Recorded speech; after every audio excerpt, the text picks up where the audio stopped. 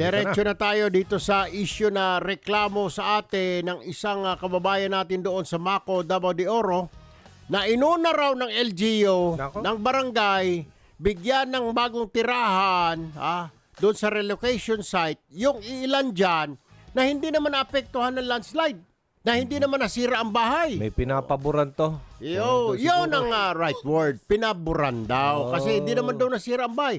Sila na nasira ang bahay, nakapila pa rin. Nasa evacuation center pa rin. Itong mga to. Yung mga hindi nasira ang bahay, nandoon na sila sa bagong bahay. Malapit. At paparentahan na nila yung luma nilang bahay. Pera-pera na naman to. Sigurado. Ano pa bang, natin ang buhay? Ano pa bang normal na yan dito sa ating bayan? Tapos nito, pagtatanungin, di-deny.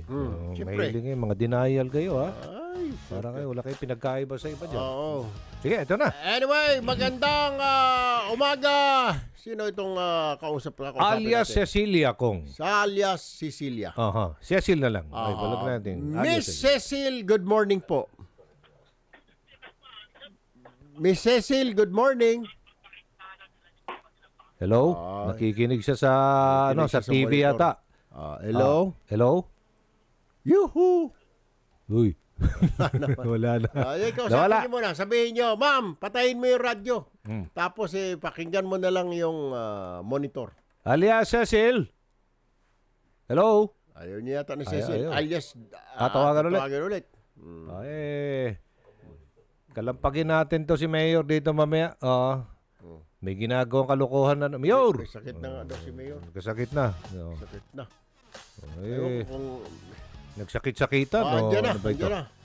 Ayan na. Alias Cecilia. Alias Cecilia. Hello. Good morning. Hello po. Good morning. Okay. Ikaw po, itatago na lang natin sa pangalan na Cecilia. Ano po, ma'am? Okay lang ba sa inyo yon? Alright, para... Yes, para hindi ho naman manganib ang inyong kalagayan dyan. Anyway, tanong ho natin, ang sumbong ho ninyo sa amin, meron raw mga relocation site at pabahay na ibinigay ang gobyerno. Sino ito? Ang LGU ng Mako o ang probinsya ng Davao de Oro ang nagbigay ng mga relocation site at pabahay? LGU Mako po. LGU Mako daw. May bahay na doon sa relocation site. May bago na. Hindi po. Hindi po. Shelter lang po yun. Tent City po. Pero lupa. May lupa. Ibig sabihin... may lupa po. Ikaw na ang titira doon. Tama? Oo po. Okay. Pansamantala lang po yun. Okay. Ngayon, ang sabi mo sa amin, paano? Inuna pa? Sino namamahala nito? Ang barangay ba? O ang munisipyo ang pag-aasay ng mga lupa, ng mga shelter? Ang munisipyo po. Ang munisipyo. Okay. Kayo, alias Cecil, ay yung inyong bahay nasira. Tama po ba? Yes po. Okay. Pero hindi kayo nabigyan ng relocation site at hanggang ngayon ay nakatira pa kayo dyan sa evacuation center. Tama? Yes po. Alright. Yung may mga nabigyan na kayo mga kasamahan na hindi naman nasira ang bahay at hindi naman apektuhan ng landslide. Tama rin po ba? Naapektuhan sila ng landslide po, pero may bahay pa sila. Okay. Hindi nasira? Hindi sila direktang nasira ng ano. Baka naman tumabingi yung bahay nila. Hindi kaya? Hindi natabunan, hindi nasira. Po. Okay. So, inuna daw kung Inuna.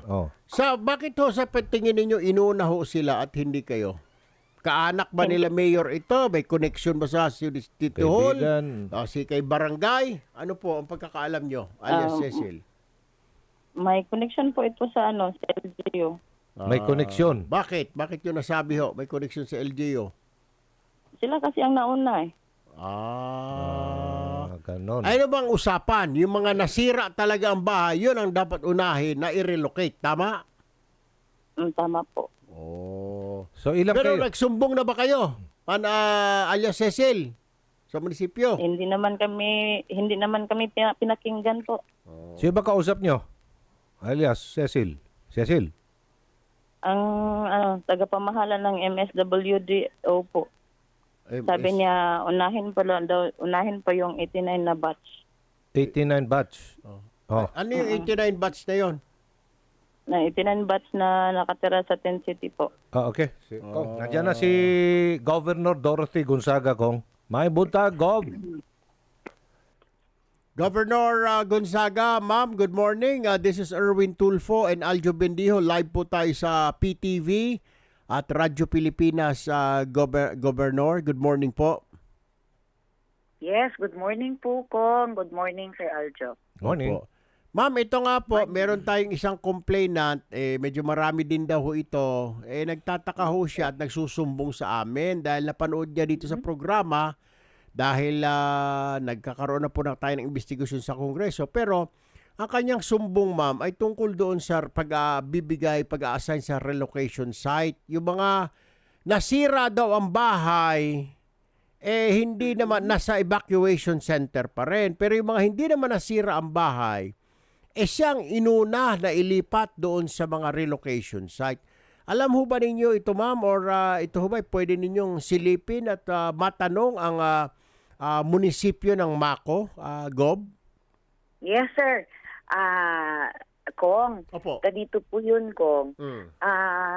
Hanggang ngayon po, naghahanap pa po ang, first things first, it's the LGU Mako who's taking charge Correct.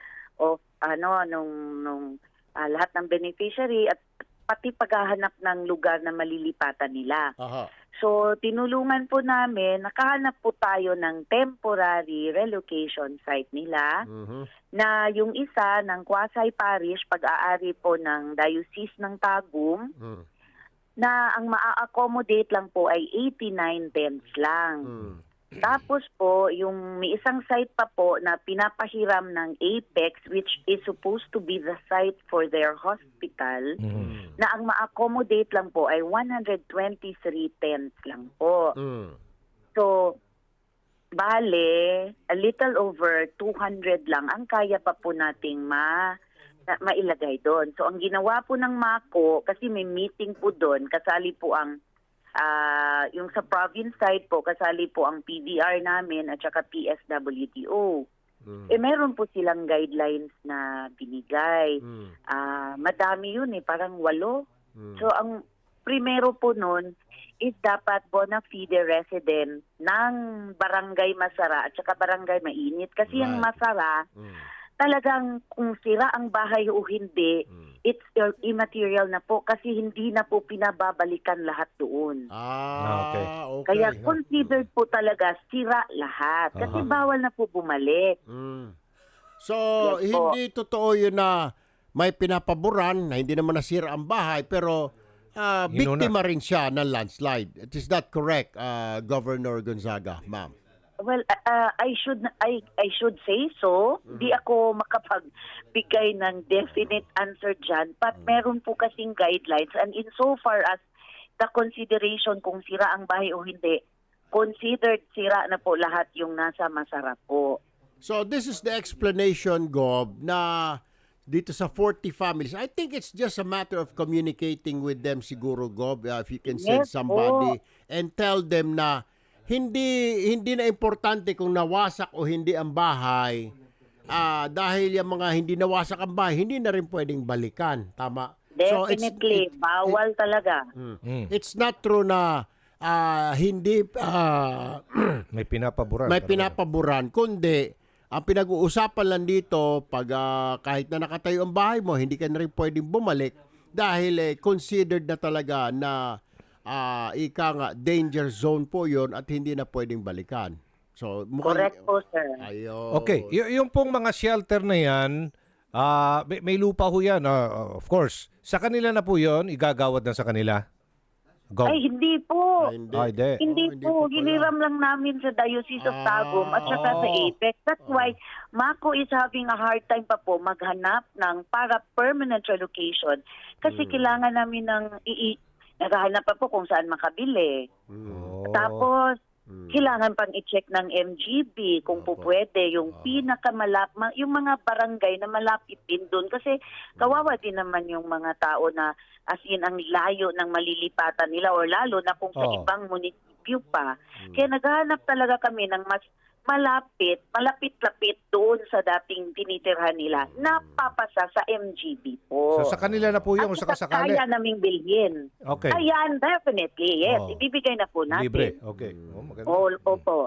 Alright. Anyway, Gob, siguro next time, ma'am, communication lang siguro kasi mga tao naman natin, alam naman ho natin, siguro stressed Yes, out sir. sila. Tama. Nagagalit, kagad ituturo ang daliri, may pinapaboran, may ganito, may ganon. So, yun ha. Tsaka last na lang po, Gob, siguro. Yes po. Pakiusap namin, baka kung talaga mga danger zone, kasi mukhang nalusutan ho tayo, nalusutan ng MGB, ng ang pagpapatayo ng mga bahay ho dito. So, may problema ho siguro yung MACO po, LGU. Kailangan siguro matanong sila na bakit pinayagan na dumami ang kabahayan dyan when in Hindi na fact, maulit. that's already considered a no-build zone, Gob. Yes, sir. Opo.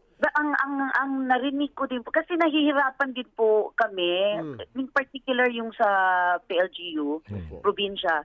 Hindi kasi namin mahagilap si Kap. Isang beses lang. Kaya nagtatanong nga kami kung sino yung mga residents doon. Wala kaming listahan. Kaya naghahanap na lang kami nung dating census namin. Tsaka, I'm sure, kasi the barangay earns a big portion in the share of the national wealth. Kasi nga, may apex operation doon. Tama. Mostly naman, kapag meron pang pinapatira or what, meron niyang mga mitigation measures kasi impact barangay siya. Kaya nga may share siya eh. Yun nga ang inaano namin kung bakit di pa naka-relocate or at least merong mga structures or infra na nataprotect yung mga tao doon. Okay. Anyway, mukhang, Barangay Masara Chairman Douglas Dumalagan Jr. Gusto ka makausap ni Governor at ng mga kababayan mo? Huwag ka Yes, nang- sir. huwag Thank kang- you. Hindi rin makita mo, hindi kaya natabunan na rin ito. Huwag siguro. naman sana, Hindi Panginoon naman ko. po. Pero Hindi kaya sabi ko, huwag kasi naman nung- sana, Lord. Wag naman. Wag naman. Oh. Nung kasi sir, nung nag-exit, kami, nung tinapos namin yung operation ng retrieval dyan, Nandiyan pa. pinapuntahan na naman namin sa bahay niya. Pinicturan lang nung nag-serve kasi hindi niya nire-receive. Kasi gusto namin mag-attend din siya ng mga... Pero para nandiyan we pa, can- nakita pa siya. Nandyan. Yeah, I think, May proof andyan of life. Oh. nung unang meeting andyan naman siya eh. Oh. Pero eventually, hindi na po. Wala na. Kasi maraming mga kwento doon na merong mga boarding house, etc. So, May ay, negosyo hindi si namin Kapitan matutol. doon? Kita ng dominant. May negosyo? I cannot tell kung sa kanya ba or what. Ako na Although, magsasabi, meron ma'am. siyang isang ina. Yes, please. Ako na mag-ingon. ikaw. Negosyo na ni Chairman Douglas Dumalagan. Negosyante na hindi si Negosyante Chairman. ng tawhana na. Imbis na magtrabaho. Chairman, giuno right, pa negosyo. Anyway, ma'am, daghang salamat Gobernadora Dorothy Gonzaga yes po, Kong sa oras Erwin. mo Thank you. sa amo. Thank you, ma'am. Okay. Kaya pala... Hindi, balikan mo si alias Cecil. Cecil? Alias Cecil. Alias Cecil. Cecil. Ayan. Ma'am, narinig naman niyo siguro explanation, hindi porket hindi nasira ang bahay, pag biktima ng landslide, as considered na rin yan, nasira ho yung bahay, wala na siyang babalikan. So, lahat naman daw ho, naghahanap lang talaga ng lugar, kaya konting tiis lang ho siguro. Naintindihan ko rin ho, Ma'am Cecilia, yung sinasabi ni Gob at naintindihan ko rin yung reklamo niyo. Kaya sabi ni Gob, pare-pareho naman daw kayo biktima po ng landslide. Yung sa inyo lang, nasira yung bahay. Sila hindi nasira pero hindi na po sila pwedeng bumalik po doon, Ma'am Cecilia. Yes po. Alright. Naintindihan. Okay. Ayan, Salamat po, malinaw, Ma'am malinaw. Cecil. Thank you po. Thank you po at for calling us. Thank you po.